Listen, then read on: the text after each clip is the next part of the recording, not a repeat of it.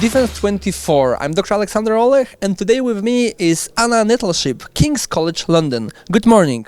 Good morning. It's a huge pleasure having you with us today. And also, we are great specialists in wargaming. So I would like to ask you a very difficult question. How does academic wargaming differ from military-led initiatives? And what unique values does it bring to strategic studies? So hopefully the answer won't be too wandering, because I think it's twofold. The two interact, and ideally they should support each other. So the idea of the founding of the network was to increase the academic foundations of wargaming, which were quite thin on the ground, and we're still developing them in our opinion, but we're trying to generate more theories of wargaming, more of the epistemological foundations, and more academic publications in wargaming. The purpose of that isn't just to improve the methodology as a method of research, but the purpose is to generate research and publications that can be used to support rigorous wargaming within the professional sphere as well. So military wargaming, professional wargaming, wargaming that doesn't consider itself within the academic sphere, ideally can draw upon the rigorous foundations that we create, the methodologies that we develop, and can use the assessment methods that we're developing to determine the utility of the wargames that they're running, make sure that they're meeting their professional goals, their research goals, and their organizational goals. Okay, it's very interesting because for me, I'm very curious about, military part and civilian part. So how do you see the future collaboration between simply academic institutions and at the same time military sector? Because both sides would like to do some kind of advancement with wargaming and military improvement, but at the same time we do need more teaching tools. So how you perceive it in the future? So again, I think it's a twofold thing in that ideally the methods that we're developing will be used by military organizations to improve the wargaming that they do, to improve the assessment of the wargaming they do.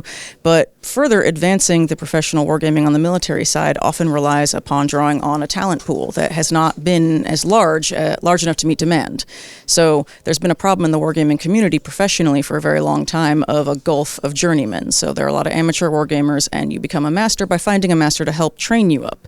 They pass along their skills. This is a great system. It's created some really phenomenal wargamers, but it doesn't create a volume of people that have been trained to a certain standard. So having professional and academic level education in wargaming, such as Dr. Banks's courses that we have at King's College, and having the type of training that we developed in our analysis and facilitation program, which I run at King's and which we put a lot of our graduate students through, creates a pool of trained and educated wargamers who have very rigorous foundations in how wargames are assessed, how wargames, the foundations of wargaming learning, and how wargames can be applied and designed.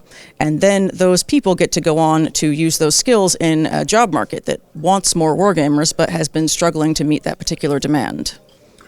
Today we have so many representatives of the military sector, at the same time civilians, and also simply students that would like to develop their careers within wargaming or perhaps on the battlefield. So here, as Napoleon said about theory and practice, how can wargaming serve as a bridge exactly between theory and practice when you think about conflict analysis?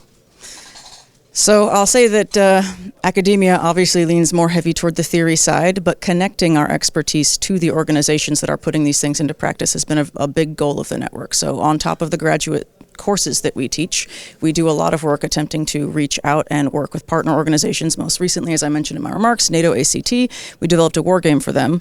I'll say the biggest impediment to that particular style of collaboration has been on the military side. There tends to be a necessity for a lot of classified style wargaming. So, and on the academic side, it's very important that the research that we develop is done transparently, so we can be sure that it's meeting academic standards, meets academic standards of research ethics, particularly with wargaming, which is technically an experiment with human subjects. So academically, there's a very high level of rigor you need to get to for the ethics involved in running one of those.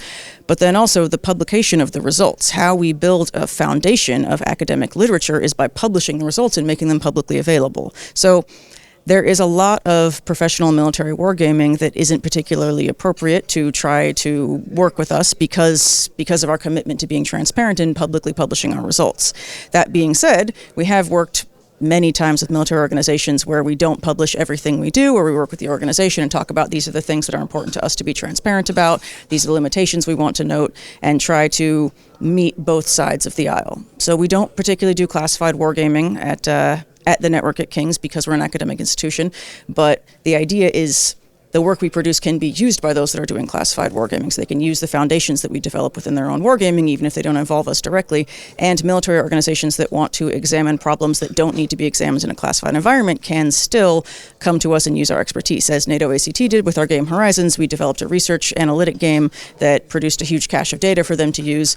One of the purposes of that was to assess wargame scenario design for future scenarios. So we generated a report on that, and now they have that. They can take that and they can apply that when they're generating future scenarios within the organization. Thank you very much, Anna. I'm looking forward to see you next year, and thank you very much for your presentation. It was marvelous. Thank you. Great. Thank you so much.